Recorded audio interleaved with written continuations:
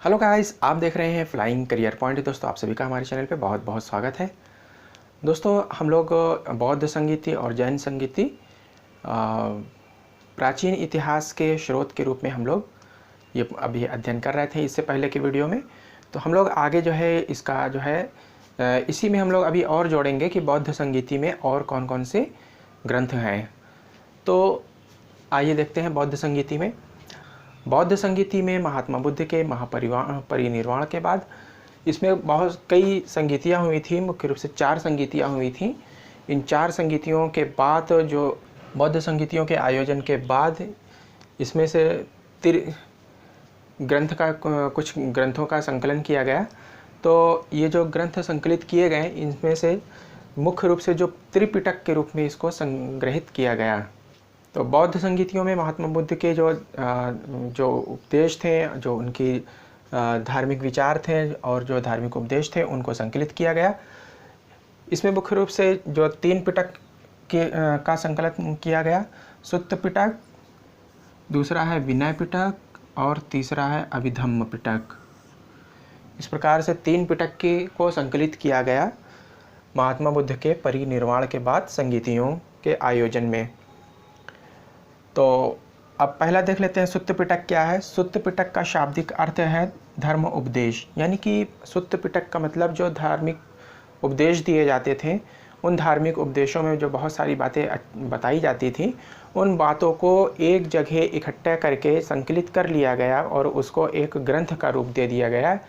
तो उन धार्मिक उपदेशों को या जो महात्मा बुद्ध के जो विचार रहे हैं उनके विचारों को एक पुस्तक के रूप में, एक ग्रंथ के रूप में जब संकलित कर लिया गया तो इसे ही सुत्त पिटक कहा गया। सुत्त पिटक को 5 भागों में डिवाइड किया गया है, 5 निकायों में बांटा गया है। तो ये 5 निकाय कौन कौन से हैं ये कभी कभी परीक्षा में पूछ लेता है।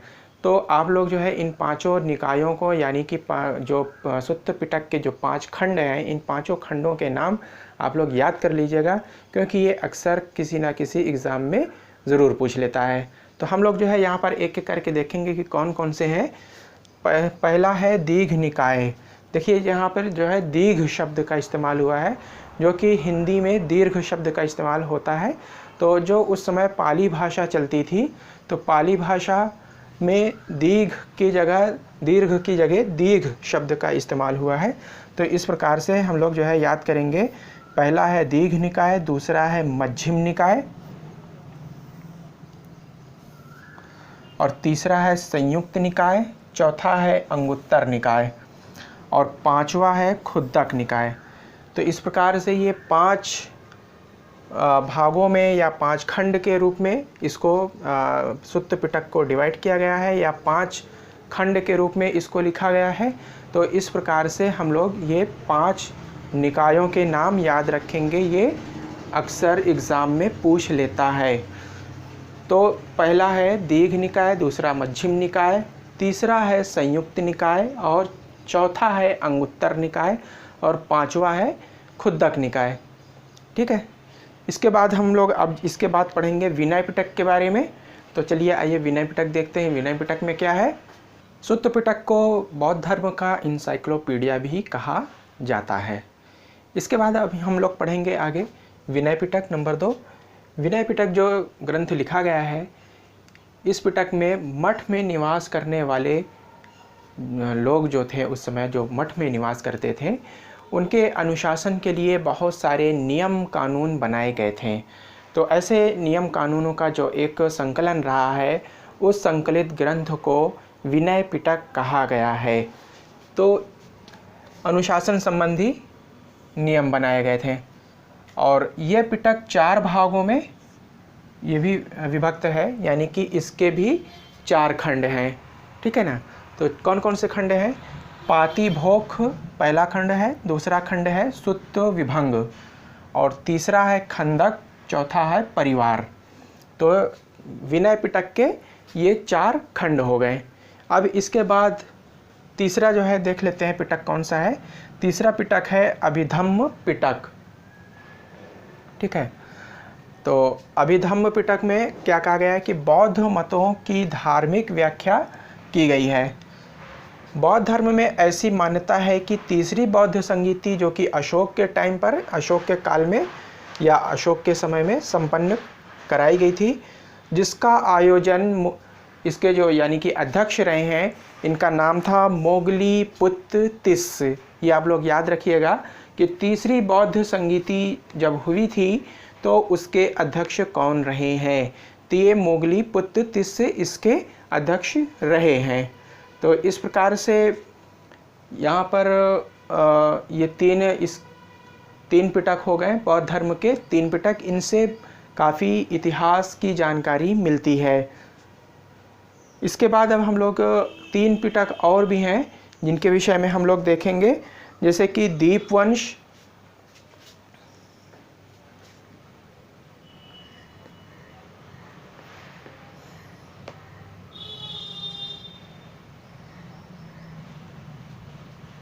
इसके बाद 3 ग्रंथ और भी हैं बौद्ध साहित्य के रूप में जो कि जाने जाते हैं, जिसमें एक है मिलिंद पन्हो, यानी कि यूनानी राजा था मिलिंद, जिसको मिनांडर भी कहा जाता है या मिलिंद कहा जाता है। तो उसके कुछ जो है बौद्ध भिक्षु के साथ कुछ प्रश्न उत्तर हुए थे। तो इसीलिए जो मिनांडर था या मिलिंद था, मिलिंद ने बहुत सारे बौद्ध भिक्षु से सवाल किए थे, बहुत सारे प्रश्न किए थे, इसीलिए मिलिंद के प्रश्नों के संकलन को मिलिंद पन्हो के नाम से जाना जाता है। तो मिलिंद पन्हो क्या है, ये एक बौद्ध संकलित ग्रंथ है। इसके बाद दीप वंश है और एक महावंश है। तो ये 3 भी जो है इनका बहुत जो है क्वेश्चन आते हैं कि दीप वंश किस समय का है और किस प्रकार का है, दीप वंश, महावंश और मिलिंद पन्हो। तो ये 3 के विषय में आप लोगों को जानकारी होनी चाहिए। तो हम लोग एक एक करके देख लेते हैं कि दीप वंश, महावंश और मिलिंद पन्हो में क्या है। चलिए आइए हम पहले इसको जो है लिख लेते हैं, इसके बाद हम इसकी जो है व्याख्या करते हैं।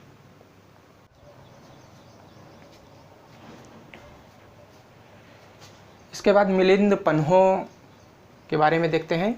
मिलिंद पन्हो जो ग्रंथ रहा है वो यूनानी राजा या यूनानी नरेश, जो कि भारत में आया था और उसने बौद्ध भिक्षु नागसेन के साथ कुछ वार्तालाप किया था, कुछ उसने जो है प्रश्नोत्तर किए थे। तो ऐसे प्रश्नोत्तरों, ऐसे वार्तालाप का जो संकलन रहा है उसे मिलिंद या मिनांडर भी जो जिसको कहा जाता है, तो मिलिंद पन्हो नाम का इस ग्रंथ में उसके सवाल जवाब यानी कि प्रश्नोत्तर के रूप में जो बातचीत हुई थी वो इसमें संकलित की गई है।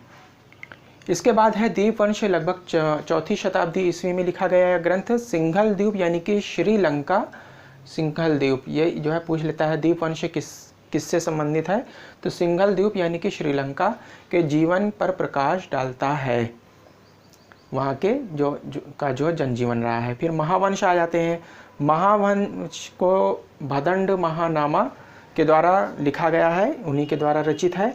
यह ग्रंथ 5वीं और 6ठी शताब्दी ईसा पूर्व या 5वीं और 6ठी शताब्दी ईस्वी के राजाओं के जीवन पर प्रकाश डालता है। इसके बाद कुछ और संस्कृत ग्रंथ हैं जो संस्कृत भाषा में हैं, जो कि जो है बौद्ध ग्रंथ हैं, और इसमें है महावस्तु, ललित विस्तार। इसमें महात्मा बुद्ध के जीवन, दिव्यावदान से मौर्य शासकों व शुंग वंश की जानकारी मिलती है। तो ये हो गया महावस्तु, ये संस्कृत भाषा में जो है ग्रंथ लिखा गया है। फिर है ललित विस्तार, ये जो है मुख्य ग्रंथ है। इसके बाद 1-2 ग्रंथ और हैं। इसके बाद हम लोग जो है अश्वघोष के बारे में पढ़ते हैं कि जो अश्वघोष रहे हैं, जो कि सम्राट कनिष्क के समकालीन थे। इनकी रचनाएं बुद्ध चरित्र, सौंदरानंद और सारिपुत्र, ये 3 प्रकार के अश्वघोष की रचनाएं रही हैं। ये भी प्राचीन इतिहास के विषय में हमें अच्छी काफ़ी जो है जानकारी इनसे मिलती है। इसमें जो प्रथम 2 ग्रंथ हैं ये महाकाव्य हैं, और जबकि तीसरा ग्रंथ सारिपुत्र ये नाटक है। तो पहले 2 महाकाव्य कौन से हैं, बुद्ध चरित्र और सौंदरानंद, ये दोनों महाकाव्य हैं। इसके बाद हम लोग जैन साहित्य में आ जाते हैं। जैन साहित्य की बात करते हैं तो अभी तक जैन साहित्य प्राकृत और संस्कृत भाषा में ही पाया गया है, या ये कहें कि प्राकृत और संस्कृत भाषा में ही मिले हैं। जिन साहित्य को आगम जिनको कि ये जैन साहित्य को आगम साहित्य कहा गया है, और इन आगम ग्रंथों की रचना संभवतः श्वेतांबर संप्रदाय, जो श्वेतांबर और दिगंबर जैन में दो संप्रदाय पाई जाती हैं, एक श्वेतांबर संप्रदाय कहा जाता है और दूसरे को दिगंबर संप्रदाय कहा जाता है।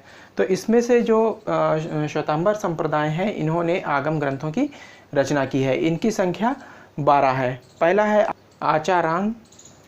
आचारांग सुत्त, दूसरा है सुई कडंग, तीसरा है थाडंग, चौथा है समवायंग, पांचवा है भगवती सूत्र, छठा है न्याय धम्म कहाव, और सातवां है उवासक दसाव, और आठवां है अंतगढ़ दसाव, नवां है अड़ुत्तरो वायु, और 10वां है पढ़ाव वागरड़ियाई, और 11वां है विवाग सुई, और 12वां है दिट्ठी वाय आदि। तो ये 12 आगम ग्रंथ हैं जो कि जैन साहित्य है। तो ये श्वेतांबर संप्रदाय के द्वारा ये रचित हैं। इन आगम ग्रंथों में आचारांग सूत्र में जैन भिक्षुओं के विविध विधि निषेधों, यानी कि कौन कौन सी चीज़ उन लोगों को निषेध किया गया है, कौन कौन सी चीज़ें मना की गई हैं, और उनके आचार विचार का संकलन है। ठीक है। भगवती सूत्र में महावीर के जीवन शिक्षाओं की जानकारी मिलती है। ये भगवती सूत्र बहुत पूछा जाता है कि भगवती सूत्र में किन बातों का उल्लेख मिलता है। तो इसमें महावीर स्वामी के जो उनकी जीवन और उनकी जो शिक्षाएं रही हैं, उनके विषय में हमें भगवती सूत्र से जानकारी प्राप्त होती है। जैन साहित्य में पुराणों का भी महत्वपूर्ण स्थान है, जिन्हें चरित कहा जाता है। जैन साहित्य में भी बहुत सारे पुराणों की रचना की गई है। ऐसे पुराणों को जैन साहित्य में चरित कहा जाता है। ये प्राकृत भाषा में और संस्कृत भाषा में और अपभ्रंश भाषा में ये ग्रंथ लिखे गए हैं। इसमें पद्म पुराण, हरिवंश पुराण, आदि पुराण, ये 3 पुराण महत्वपूर्ण हैं। पद्म पुराण और हरिवंश पुराण और आदि पुराण ये महत्वपूर्ण है। जैन पुराणों से 6वीं शताब्दी से लेकर के 16वीं शताब्दी या 16वीं और 17वीं शताब्दी के बीच तक की हमें बहुत सारी आवश्यक जानकारी प्राप्त होती है। जैन ग्रंथों में परिशिष्ट पर्व, भद्रबाहु चरित, आवश्यक सूत्र, आचारांग सूत्र, भगवती सूत्र, कालिका पुराण इत्यादि महत्वपूर्ण स्थान रखते हैं, और इनसे हमें ऐतिहासिक जो है अनेक ऐतिहासिक जानकारी प्राप्त होती है। तो ये यहाँ तक जो है बौद्ध साहित्य और जैन साहित्य आज जो है कंप्लीट हो गया है। अब इसके बाद कुछ और ग्रंथ हैं जो कि उस समय के जो प्रसिद्ध रचनाकार रहे हैं या लेखक रहे हैं, उनके द्वारा जो साहित्य लिखे गए हैं उनके विषय में हम लोग बात करेंगे। थैंक यू दोस्तों, हम अगली बार मिलेंगे, और नेक्स्ट वीडियो में हम लोग लौकिक साहित्य के बारे में बात करेंगे, जो बहुत सारी जो है अनेक लेखकों के द्वारा बहुत सारी ग्रंथों की रचना की गई है। तो हम उनके बारे में हम अगली वीडियो में बात करेंगे। Thank you very much. I will meet again soon.